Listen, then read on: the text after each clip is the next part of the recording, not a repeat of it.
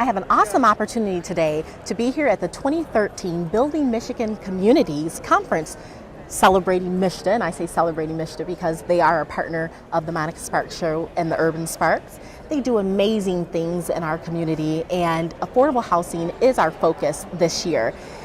I also have a great report that I want to introduce to you, but first let me introduce the executive director, and her name is Jamie Schriner-Hooper, and she's the executive director of CEDAM. Welcome, Jamie. Thank you so much, Monica. Could you share with us, just so I don't get it wrong, what CEDAM is and what you do? They do amazing things. Absolutely. So CEDAM is the Community Economic Development Association of Michigan, and we are a 501c3 nonprofit, but essentially we're a trade association for organizations who are doing community-based economic development. And Great. what that is they're working in some way to improve their neighborhood. That could be from doing affordable housing like Habitat for Humanity, to doing downtown revitalization like a Main Street program, to doing food systems, financial empowerment, housing counseling, you name it. Our members are running the gamut of the different opportunities that are out there to help them. And you're helping to assist them along. We are. We do a lot of policy and advocacy work. We host a broad number of trainings, and we do anything we can to help them.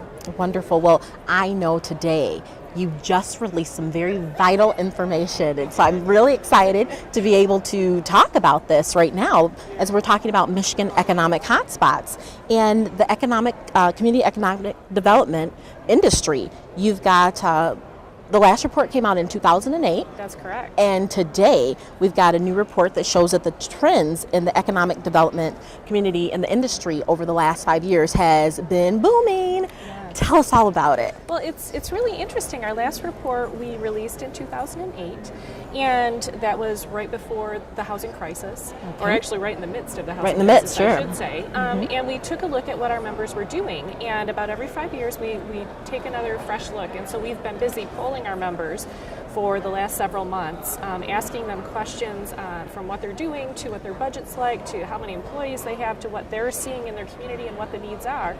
And we just came up with a broad report on this. Can you share information? Absolutely. So first I should say we've created just a little snapshot piece here. But the real information is available on our website, which is data.cedam.info. Okay.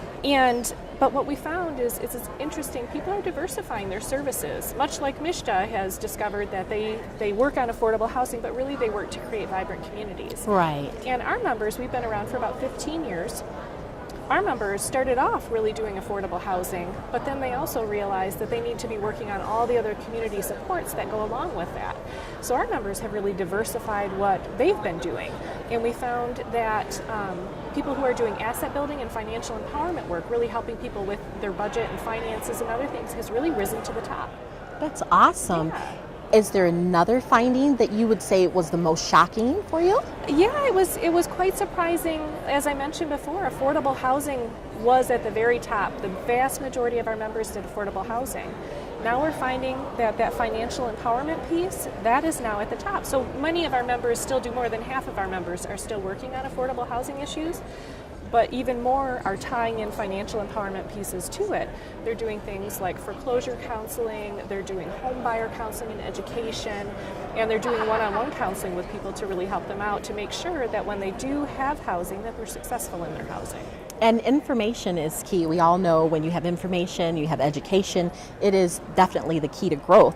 Now, tell us maybe one or two other things that you've seen as far as changes in your report. Well, it's one of the things that we really like to see too, is that people are diversifying the work that they do as well as their funding sources. Okay. In the past, many of our members really relied heavily on one or two funding sources, and we're finding now that people are diversifying what they do, but they're also diversifying how they bring in income so that they can better help their community. Okay. So if one program goes away, or if the housing market crashes, sure. And all of the work that they had done was in housing, and all of their programmatic funding was tied up in housing, they're now diverse. They have other programs that can help continue to support the vital work that they do to help revitalize their community. That's awesome. Entrepreneurship sounds like. Absolutely. Okay. And we're actually, that's another key piece too.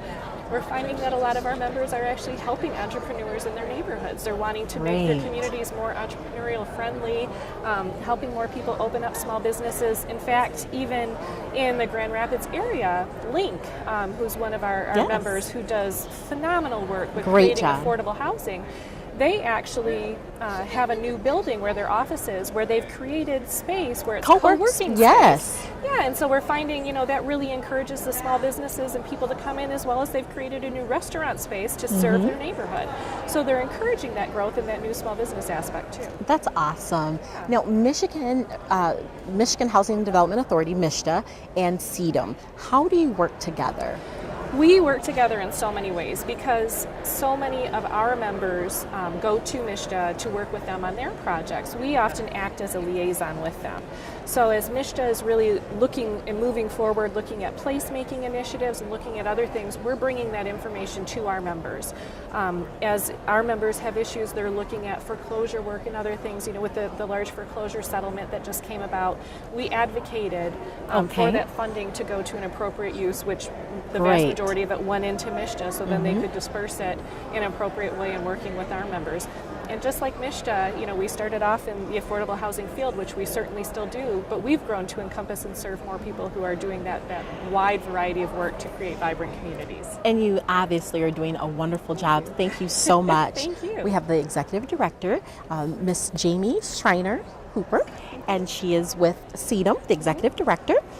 Where can we find that information? I'd love for everybody to find out about that. Yeah, so people can visit our website, and there's a link there. It is www.cedam.info. That's CEDAM.info. Thank you for joining us. Thank you.